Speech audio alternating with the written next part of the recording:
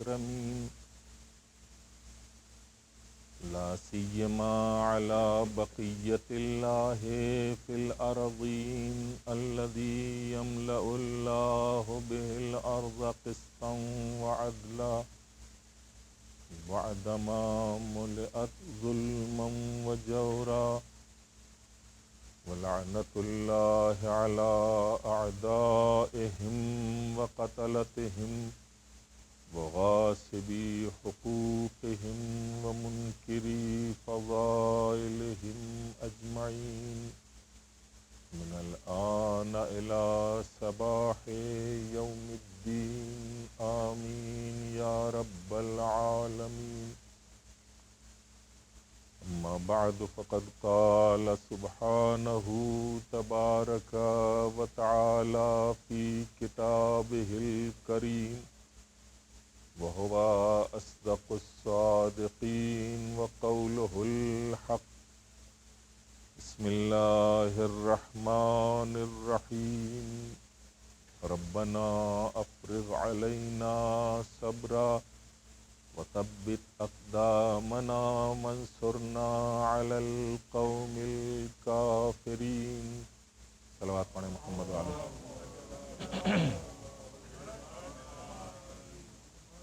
سورہ بقرہ کی 250ویں آیت، جس میں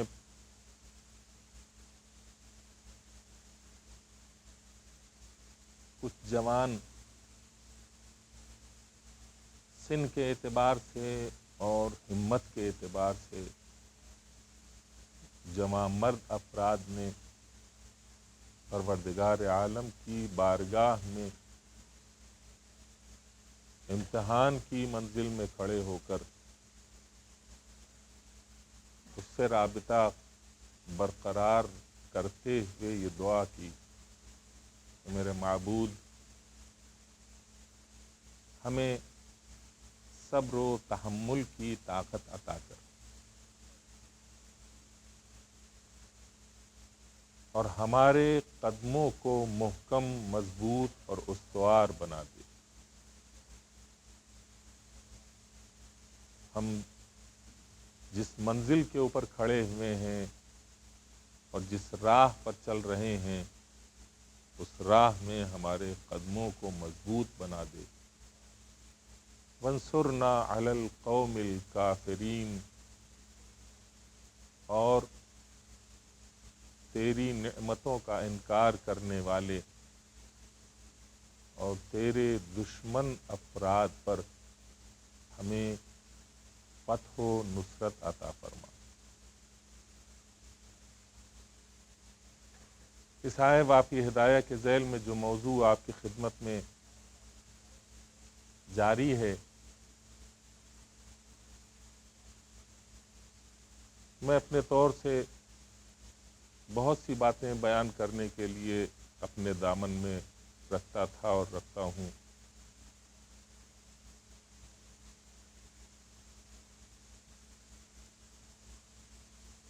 کل میں نے، ظاہر ہے کہ مجھے آج یہ میں طے کر کے بیٹھا ہوں کہ 45 منٹ کے بعد اتر آؤں گا، لہٰذا آپ حضرات مجھے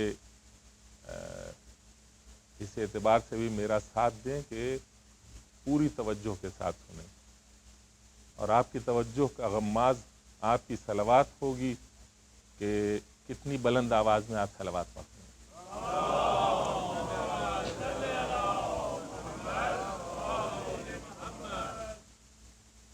کل میں نے کچھ باتیں یہ عرض کی تھیں کہ ہمیں ایک ماحول بنانا چاہیے، کریشن آف ایٹماسفیئر،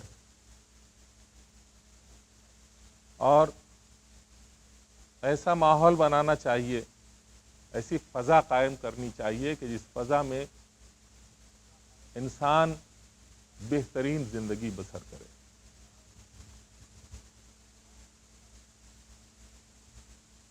سوال یہ اٹھتا ہے کہ مولانا آپ کہہ رہے ہیں فضا بنانے کی بات اور ماحول بنانے کی بات. میں تمہیدی کلمات اور باتیں بالکل نکال کر کے صرف جسٹ آپ کی خدمت میں آج عرض کروں گا.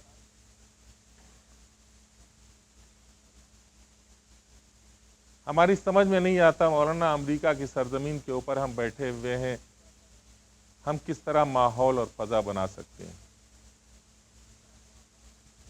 تو ہمیں کم از کم یہ بتانے کا اختیار تو ہے کہ آپ اپنی جگہ کے اوپر ایک مرد مومن اور مسلمان ہیں، اور آپ کی زوجہ محترمہ مسلمان اور مومنہ ہے۔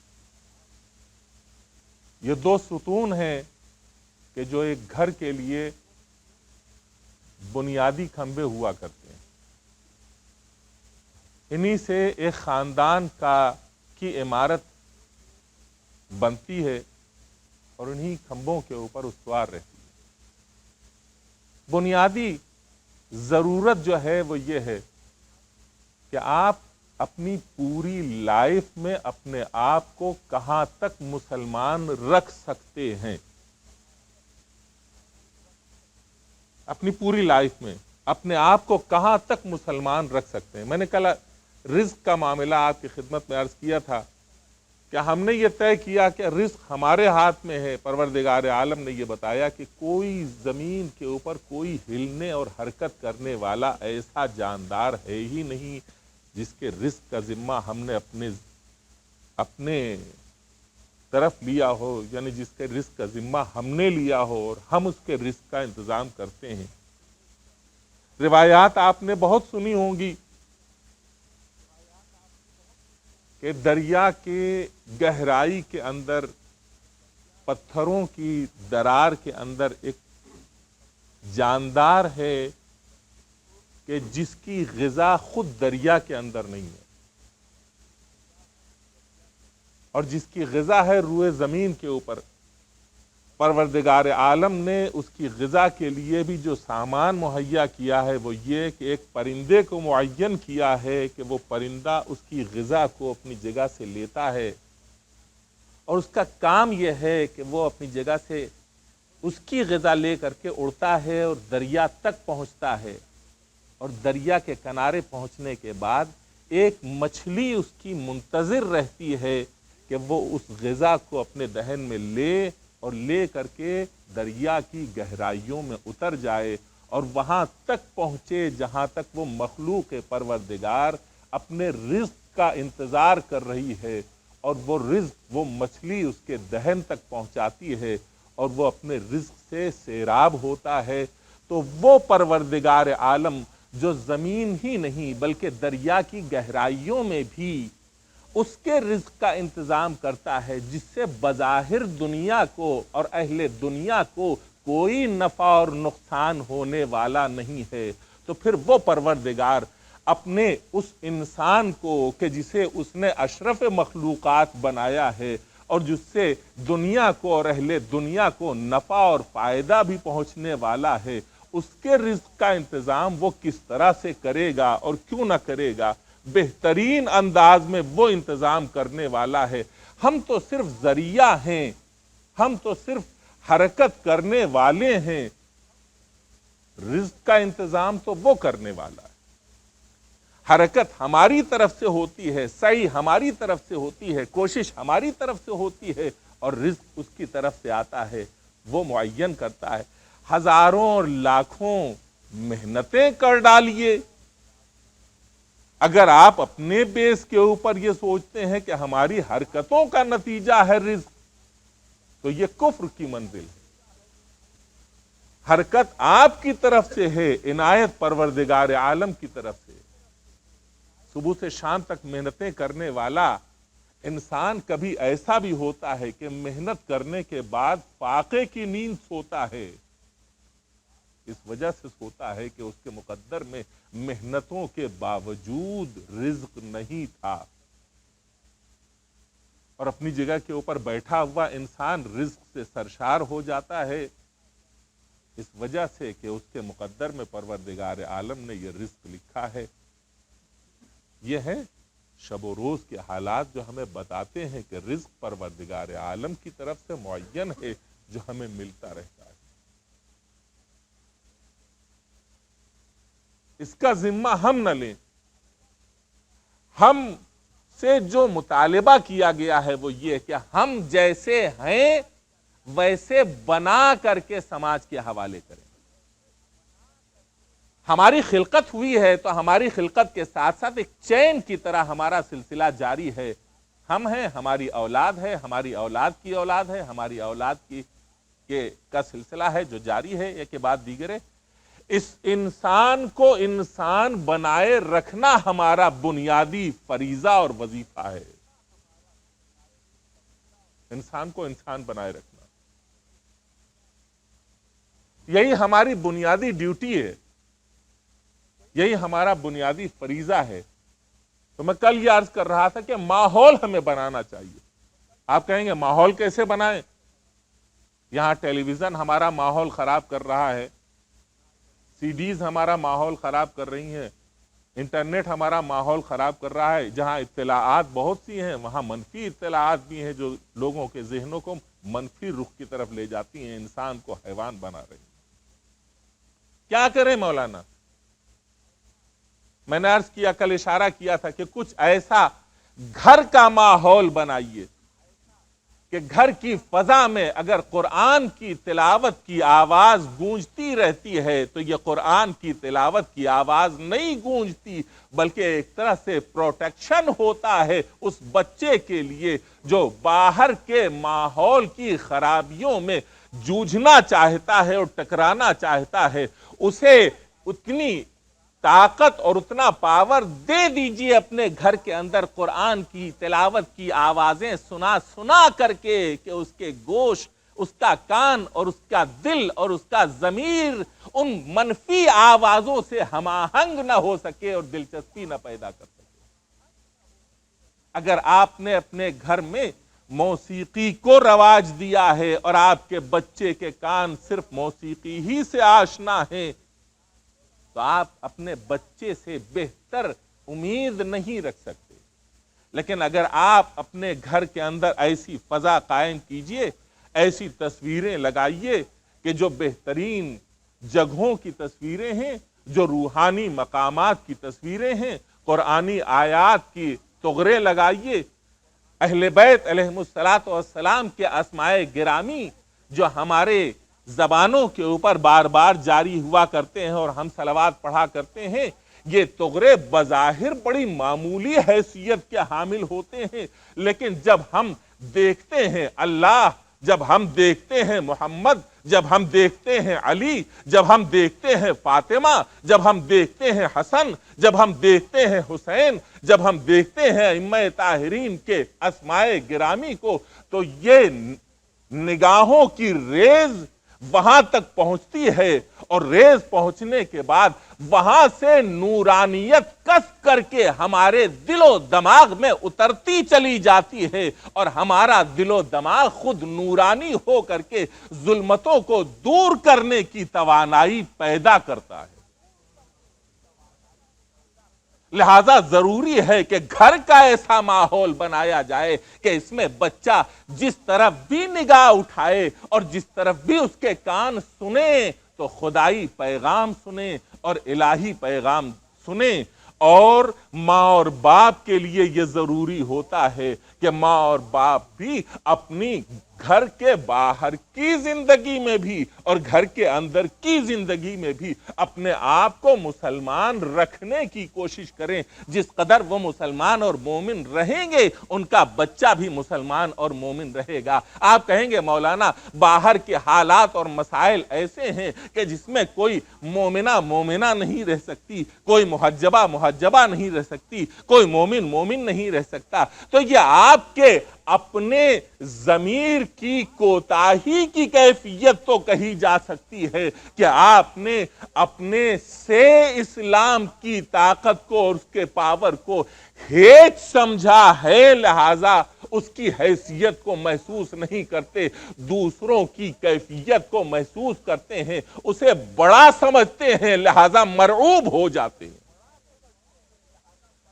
ان تہذیبوں کو بڑا سمجھتے ہیں لہذا مرعوب ہو جاتے ہیں. آپ نے اپنی تہذیب کو اہمیت نہیں دی، اس کی عظمت کا احساس نہیں کیا، لہذا آپ اپنی تہذیب سے خود مرعوب نہیں ہیں.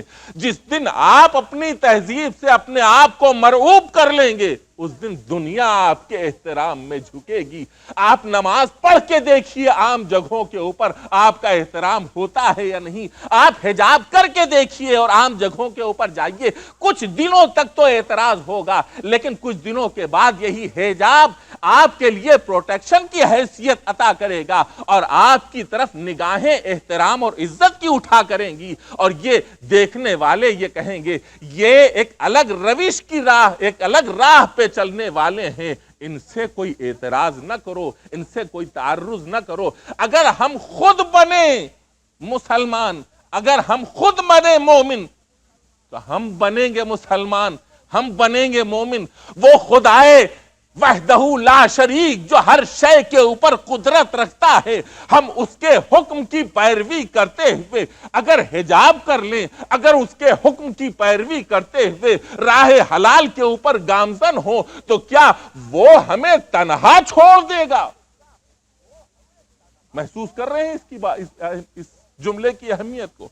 ہم نے یہ سوچ لیا ہے کہ مولانا ہم کیسے نکلیں؟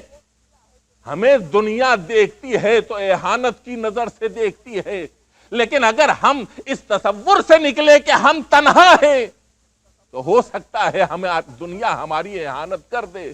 لیکن اگر ہم اس تصور سے نکلیں کہ یہ حجاب اس نے حکم دیا ہے، ہم پہن رہے ہیں، تو وہ ہمارے ساتھ ہے۔ اس نے حکم دیا ہے، ہم پہن رہے ہیں، تو وہ بھی ہمارے ساتھ ہے۔ وہ دیکھ رہا ہے کہ یہ ہمارے حکم کی تعمیل کر رہا ہے، یہ راہ حلال کے اوپر چل رہا ہے، رزق حلال کمانے کے لیے آگے بڑھ رہا ہے، وقت کے اوپر نماز ادا کرنے کی کوشش کر رہا ہے، تو اس کا حکم ہے، ہم تنہا نہیں ہیں۔ اور جب ہم تنہا نہیں ہے تو وہ دیکھ رہا ہے، وہ قدیر دیکھ رہا ہے، وہ قادر دیکھ رہا ہے، وہ قوی دیکھ رہا ہے، وہ توانا دیکھ رہا ہے، تو ہر آن اس کی مدد اور اس کی نصرت ہمارے شامل حال ہے۔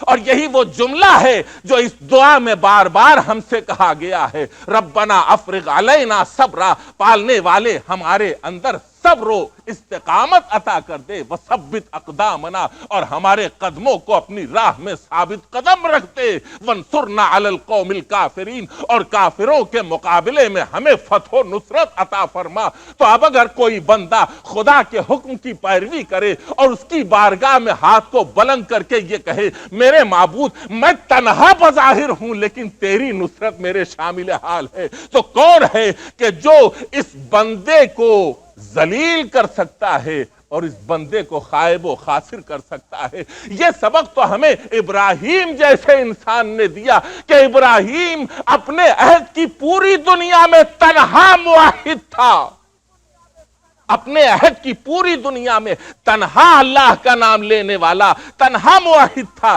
لیکن اس تنہا خدا کے ماننے والے نے پوری دنیا کو اپنے قدموں کے اوپر جھکایا ہے، دنیا کے آگے خود نہیں جھکا۔ ایک صلوات پڑھیں محمد و آل محمد۔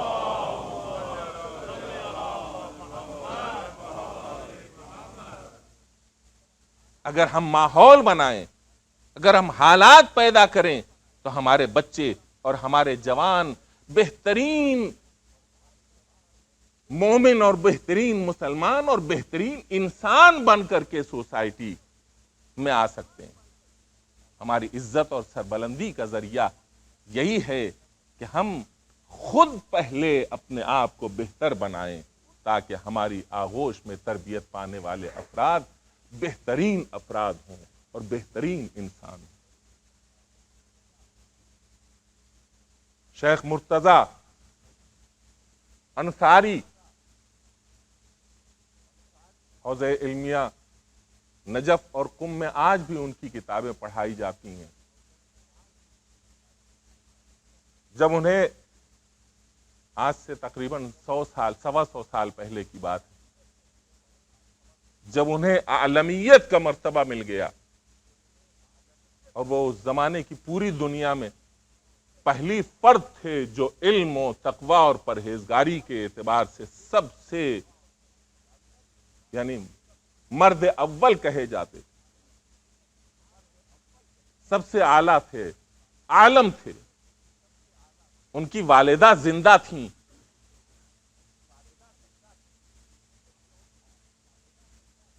محلے کی عورتیں دیسپل کے رہنے والے تھے، ایران کا ایک شہر ہے جس کا نام ہے دیسپل.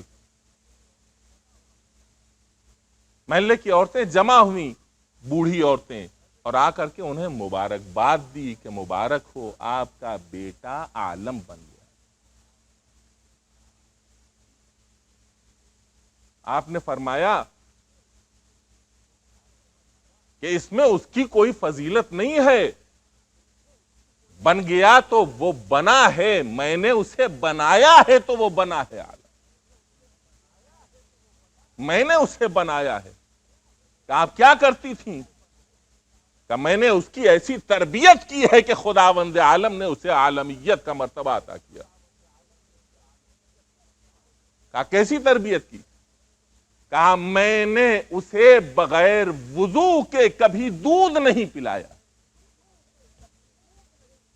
وضو کے بغیر کبھی دودھ تک نہیں دیا ہے، اسے غذا نہیں دی ہے جب تک کہ خود باوضو نہیں ہو جاتی تھی. جب وہ غذا کھانے لگا تو میں باوضو ہوتی تھی، پھر کھانا پکاتی تھی، تیار کرتی تھی، اس کے بعد اسے کھلاتی تھی. اپنے ہاتھ سے بنے ہوئے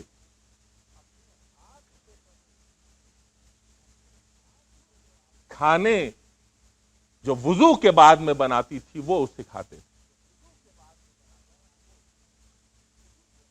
ایک اور عالم گزرے ہیں جنہوں نے اپنے بچے کی تربیت اس شان سے کی کہ ان کی ماں نے اسی طرح سے جب انہیں باوضو کھانا کھلایا اور باوضو ان کی پرورش کی اور تربیت کی، اور جب وہ بڑے ہوئے تو ان کے پدر بزرگوار نے کہا کہ منبر کے اوپر تشریف لے جائیے. آپ جو اس وقت تک وہ باہر کی غذا سے ہم آشنا تک نہیں ہوئے، منبر کے اوپر بیٹھے تو انہیں اتنا اضطراب اور بے چینی ہوئی کہ فوراً نیچے اتر آئے. کہا بابا پڑھوں کہ اس کے سامنے چند افراد تو انسان نظر آ رہے ہیں، بلکہ اور باقی حضرات ایسے نظر آ رہے ہیں کہ جن کے سامنے کچھ پڑھنا ہی عبث اور بیکار ہے. پدر بزرگوار نے اپنے ہاتھ سے اس زمانے میں مسلمان جو بنایا کرتے تھے کھانے پینے کی چیزیں، باہر کی چیز منگوائی اور منگوانے کے بعد کھلائی. تو حقیقت یہ ہے کہ اگر ماں اور باپ بچوں کی تربیت اور پرورش کے سلسلے میں، ایک واقعہ چھوٹا سا بہت جلدی سے عرض کروں اس لیے کہ میں نے عرض کیا کہ جس آپ کے خدمت میں بیان کروں گا، تربیت کے سلسلے میں ایک بہت ہی مشہور واقعہ، بڑا اہتمام کیا تھا ایک عالم دین نے اپنے بچے کی پرورش کے لیے. ماں اور باپ دونوں نے بڑا اہتمام کیا تھا. لیکن حاملگی کے زمانے میں ایک روز کچھ سیب آئے تھے، شوہر نے امانت کے طور کے اوپر بھجوائے اور کہا اسے رکھ دیجئے. حاملگی کے زمانے میں خوشبو، سیب کی خوشبو نے بیوی کو قابو سے باہر کر دیا. انہوں نے ایک سوئی اٹھائی، اس سوئی کی نوک سیب کے اندر چبھو کر کے اسے زبان کے اوپر ذائقہ چکھنے کے لیے رکھ دیا. بچہ پیدا ہوا، بڑا ہوا، محلے میں دوڑنے لگا.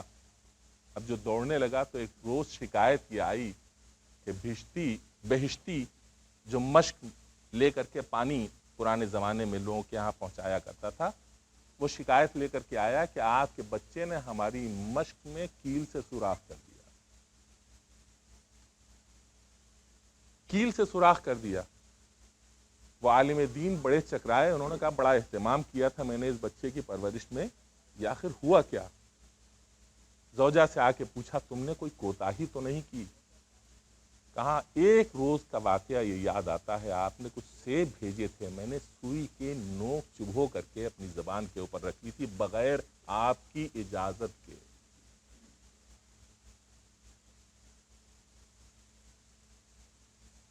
آپ کی اجازت کے بغیر، امانت والے سے. یہ ہے اگر ہم ماحول بنائیں، اگر ہم احتیاط کریں تو اس احتیاط کے نتائج بہترین برآمد ہوتے ہیں. اور اگر ہم کوتاہی کریں تو ان کوتاہیوں کے نتائج بھی بدتر برآمد ہوتے ہیں۔ یہ بتائیں آج کا امریکہ قوم لوط کے زمانے سے بدتر ہے یا بہتر ہے؟ آپ نے واقعات پڑھے ہیں قوم لوط کے، زیادہ مجھے واضح کرنا نہیں۔ آج کے زمانے میں بھی اس چیز کو قانونی حیثیت دے دی گئی ہے جسے کہتے ہیں ہم جنس بازی۔ قوم لوط اسی بنا پر عذاب میں مبتلا ہوئی۔ جناب لوط یہ کہہ رہے ہیں کہ یہ قوم کی لڑکیاں ہیں، ان سے ازدواج کرو اور شادی کرو، تمہاری غیرتوں کو کیا ہو گیا ہے؟ کہا ہم تو وہی چاہتے ہیں جو جمع سال مہمان تمہارے یہاں آئے، وہ فرشتے آئے تھے کہ جو ان کے اوپر عذاب نازل کرنے کے لیے آئے۔ لیکن اس ماحول میں بھی جناب لوط نے اپنے گھر کے ماحول کو، اپنی اولاد کو، اب یہ ایک قسمت ہے کہ قرآن کے اندر 2 نبیوں کی بیویاں ایسی ہیں کہ جنہوں نے مثال قائم کی ہے، جناب لوط کی بیوی اور جناب نوح کی بیوی۔ اور اس مثال کا نتیجہ بھی یہی ہے کہ اگر ابا جان نبی پروردگار بھی ہو جائیں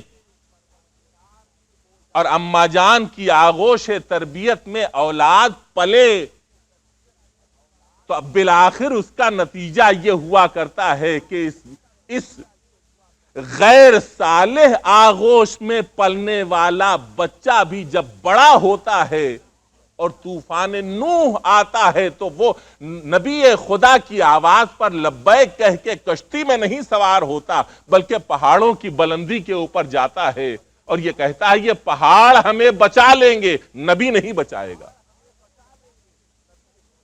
پہاڑ ہمیں بچا لیں گے، نبی خدا نہیں بچائے گا۔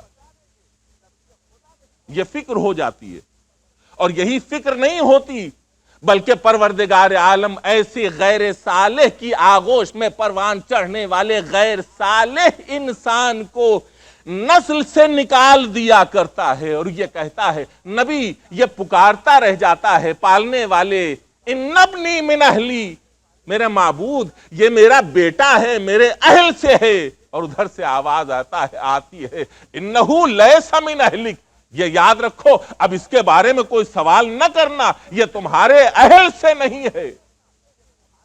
تو اسلامی نقطۂ نظر سے ایک بات صاف اور واضح ہو گئی کہ اسلامی اعتبار سے اولاد کا رشتہ گوشت اور پوست اور خون کا رشتہ ہی نہیں ہوتا، بلکہ اولاد کا رشتہ وہ رشتہ بھی ہوتا ہے جو معنوی اور روحانی ہوا کرتا ہے۔ اگر باپ مومن ہے اور بچہ کافر ہو جاتا ہے تو گویا سلسلہ نسب منقطع ہو گیا۔ جناب نوح کے واقعے نے ہمیں یہ بات بتا دی۔ تو اگر ماحول بنا دیجئے، بیوی یہ اہتمام کرے، میاں بھی اہتمام کرے، تو ماحول بنائیے تو 5 برس کے سن کا بچہ، کل کی مثالیں اور تھیں، آج کی مثال اب دے رہا ہوں، 5 برس کے سن کا بچہ قرآن کریم کا ایسا عدیم المثال حافظ بن جاتا ہے کہ دنیا ششدر رہ جاتی ہے کہ اس 5 برس کے کم سن بچے نے کتنی صلاحیت پیدا کر لی ہے کہ پورا قرآن اس کے سینے میں اتر آیا۔ اور 6 برس کے سن میں اس بچے نے 2-3 گھنٹے تک امتحان دے کر لندن کی یونیورسٹیوں سے اپنے لیے ڈاکٹریٹ کی ڈگری حاصل کر لی، اور وہابی علماء نے 3 گھنٹے تک مسلسل قرآنی علوم میں اس کا امتحان لیا، اور وہ امتحان میں کامیاب ہوا، مجبور ہو کر کے انہوں نے 6 برس کے بچے کو ڈاکٹریٹ کی ڈگری دے دی۔ محمد حسین طباطبائی، کس کا نتیجہ ہے یہ ماں کی تربیت کا نتیجہ ہے، یہ باپ کی پرورش کا نتیجہ ہے۔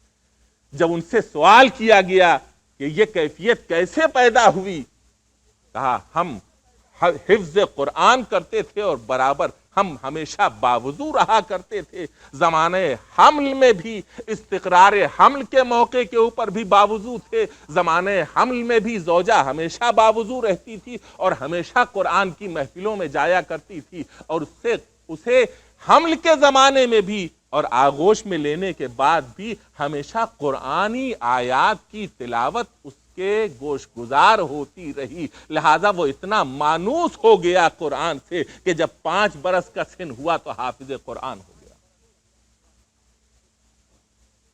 سید محمد حسین طباطبائی آج وہ 7 برس کے سن میں ہے اور قرآنی علوم میں ٹیلی ویژن سے درس دیا کرتا ہے ہفتے میں 2 مرتبہ.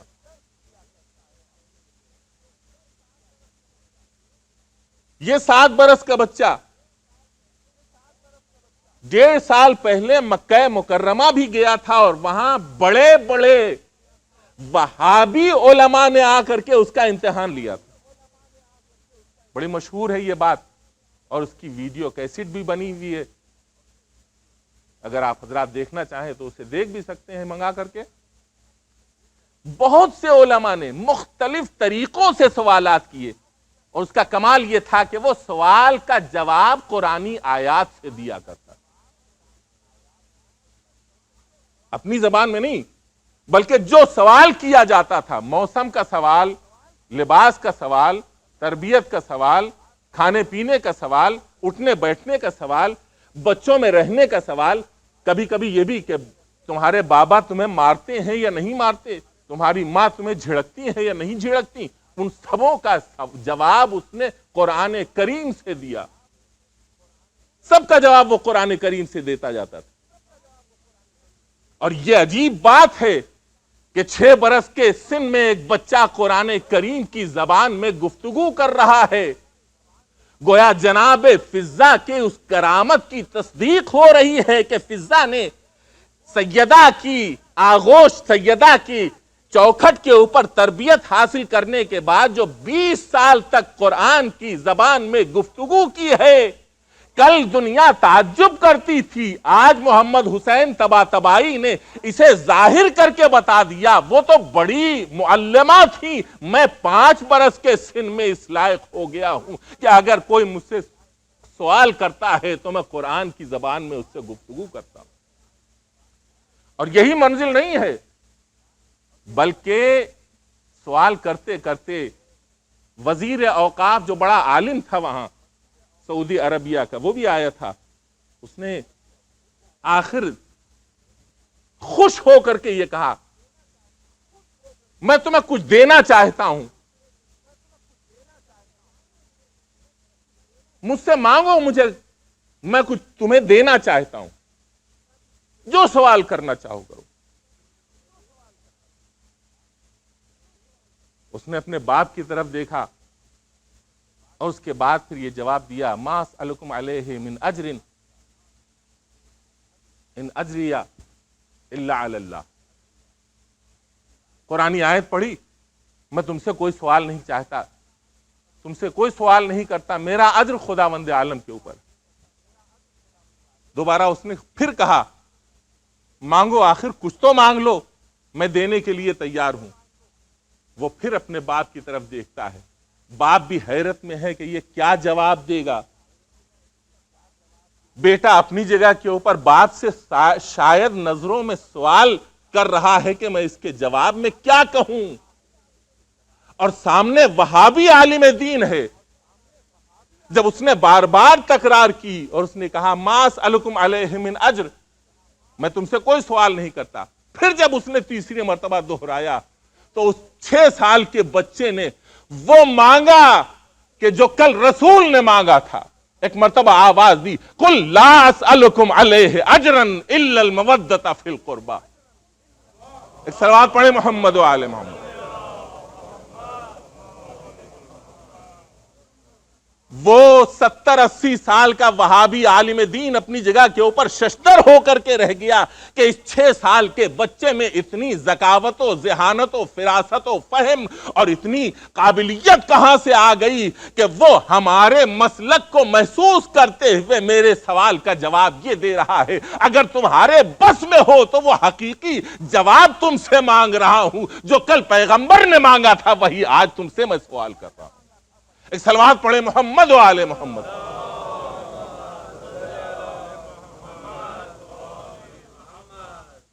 جو کل پیغمبر نے سوال کیا تھا، اور ایک عالم دین نے جو امارات سے تعلق رکھتا ہے، اس نے یہ کہا کہ کل تک میں اپنے اس بات کو نہیں سمجھ پایا تھا اور اس حقیقت کو نہیں سمجھ پایا تھا کہ شیعہ اپنے عقیدے کے اعتبار سے 9 سال کے سن میں امام نہم کو امام کہتے ہیں، آخر 9 سال کا بچہ امام وقت کیسے ہوا کرتا ہے؟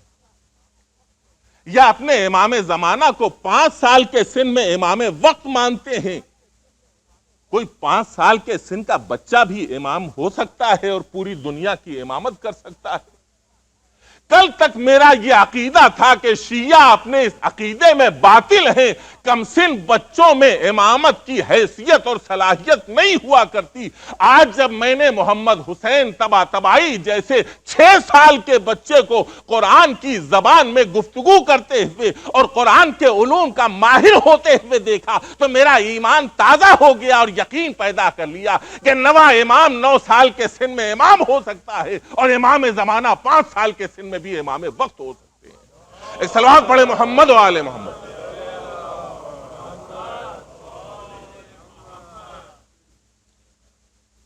یہ ہے ہمارے اور اپنے آپ کے ماحول کی بنائی ہوئی چیز۔ اگر ہم ماحول بنائیں تو ہم اسی دنیا کے اندر ماحول بنا سکتے ہیں۔ اگر ہم ماحول اپنے گھر کے اندر بنائیں تو گھر کے باہر کا ماحول ہماری اولاد کو اور ہمارے بچوں کو زیادہ متاثر نہیں کر سکتا۔ ہم نے سنا یہاں آ کر کے کہ آپ نے اپنی کوششوں سے اپنے اس مرکز اور سینٹر میں فل ٹائم اسکول بھی کھولا ہے۔ قابل مبارکباد ہیں آپ حضرات۔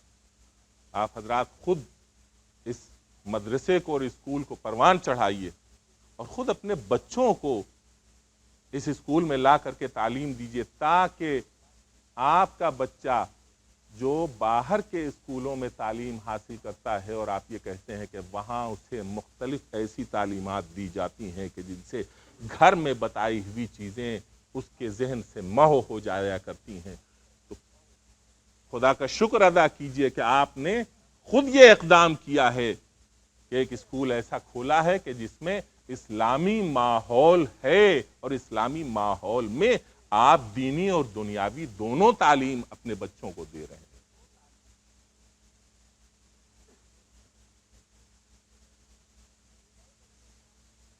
اہل بیت علیہ الصلوۃ والسلام کہ جن کا ذکر ہمارے لیے مائے زندگی اور مائے حیات ہے،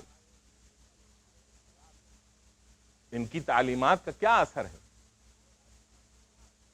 انہوں نے جو اپنی زندگی گزاری ہے، خانوادے کی زندگی، خود امام حسین علیہ الصلوۃ والسلام کو آپ لے لیں۔ امام حسین علیہ الصلوۃ والسلام کے ہاں جتنے لڑکے تھے سب کا نام حسین ابن علی نے علی رکھا، جتنی بیٹیاں پیدا ہوئی سب کا نام فاطمہ رکھا،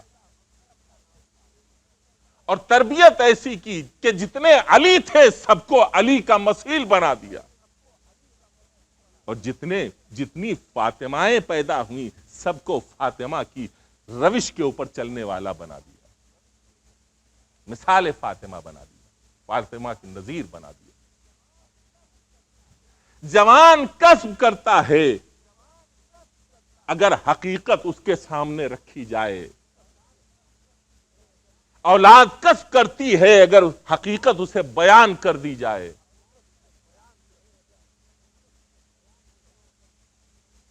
میں مڑتا ہوں اپنی منزل کی طرف، اس لیے کہ دامن وقت میں بھی گنجائش نہیں ہے۔ آپ نے یہ سنا کہ واقعہ کربلا میں ایک ایسا تھا کہ جس نے اپنے کردار کو دیکھ کر کے توبہ کی، دنیا اسے حر ابن یزید ریاحی کہتی ہے۔ وہ تائب انسان حقیقت سے آشنا ہونے کے بعد دشمن کی صف سے نکلتا ہے، اور جب نکلنے کا ارادہ کرتا ہے تو جوان اس کے سامنے آ کے کھڑا ہو جاتا ہے۔ بابا کہاں جا رہے ہیں؟ کہا میرے لال،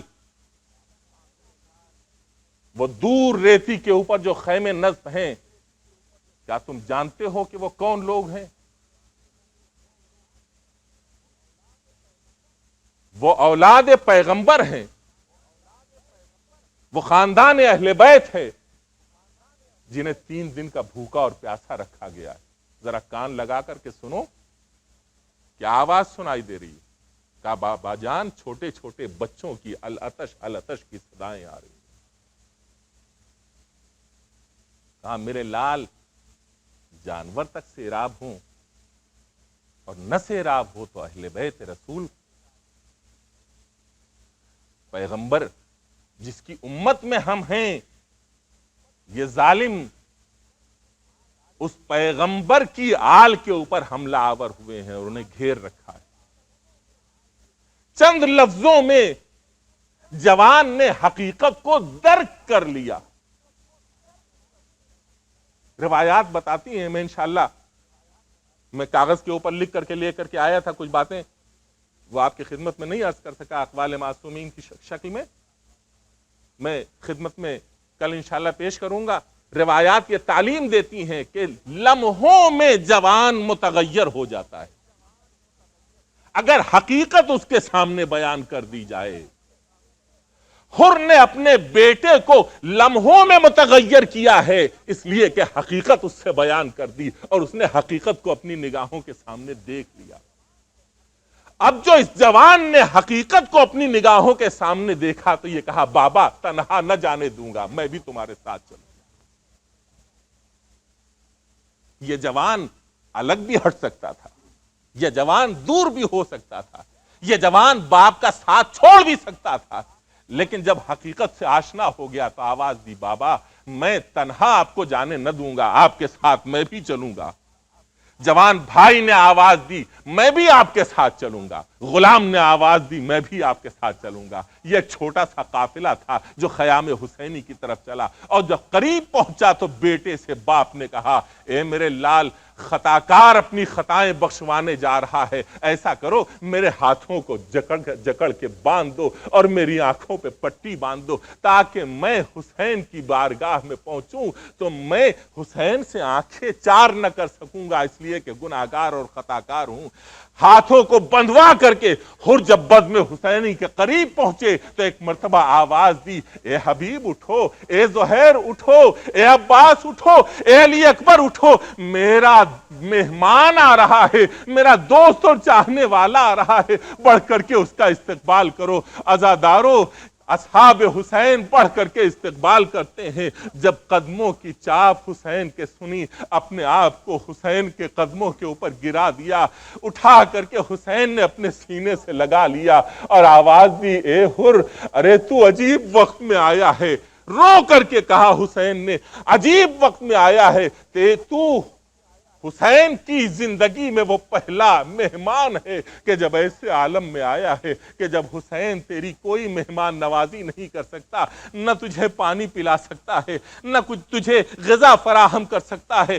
آقا اس سے زیادہ سننے کی تاب نہیں ہے، اب بس زندگانی دنیا سے سیر ہو چکا ہوں، مجھے مرنے کی اجازت دے دیجئے۔ کہ ایک مرتبہ جوان بیٹا آگے بڑھا، بابا میرے رہتے ہوئے آپ نہیں جا سکتے، مجھے پہلے رخصت کیجئے۔ جوان بیٹے کو اپنے ہاتھوں سے سجایا سوارا، اور سوارنے کے بعد رہوار کے اوپر حر نے سوار کیا اور ایک بلندی کے اوپر کھڑے ہو کر کے داد شجاعت دے رہے ہیں۔ لڑکا حملہ کر رہا ہے، باپ بلندی سے مہمیز کر رہا ہے بیٹے کو اور داد شجاعت دے رہا ہے، میرے لال ادھر سے حملہ کرو، میرے لال آگے بڑھو، میرے لال حملہ کرو۔ اور ایک مرتبہ جب نرغے آدھا میں حر کا جوان بیٹا گھر جاتا ہے اور تلواریں چلنے لگتی ہیں، زخم لگنے لگتے ہیں، نیزوں کی انیاں چبھنے لگتی ہیں، اور بیٹا زخموں کی تاب نہ لا کر کے اپنے بابا کو آواز دیتا ہے، بابا میری مدد کو آئیے، اور گھوڑے سے زمین کے اوپر آتا ہے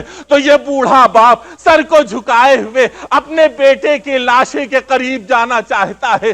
چلتے چلتے یہ احساس بھی ہے کہ کس جذبے سے اپنے بیٹے کی لاشے کے قریب پہنچوں گا اور کس جذبے سے اپنے جوان بیٹے کی میت کو دیکھوں گا، لیکن حر کی حسرت دل ہی میں رہ گئی۔ حر لاشے کے قریب نہ پہنچ سکا۔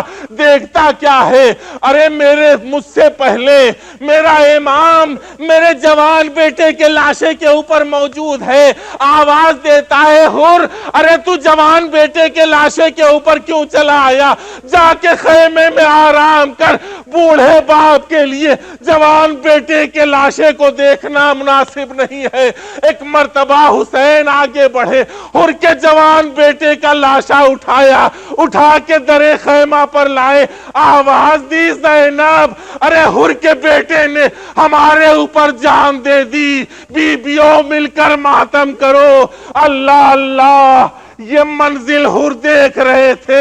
میں کہوں گا اے حر، ایک منزل حسین کے لیے بھی آنے والی ہے۔ جب حسین کا کڑیل جوان اپنے بابا کو آواز دے تو ایک مرتبہ حر چلے آنا۔ ارے بوڑھا باپ جوان بیٹے کا لاشا نہیں اٹھا سکتا۔ وَسَيَعْلَمُ الَّذِينَ ظَلَمُوا أَيَّ مُنقَلَبٍ يَنقَلِبُونَ۔ الہی بحق الزہرا وابیہا وبعلہا وبنیہا والسر المستودع فیہا، پروردگارہ بحق محمد و آل محمد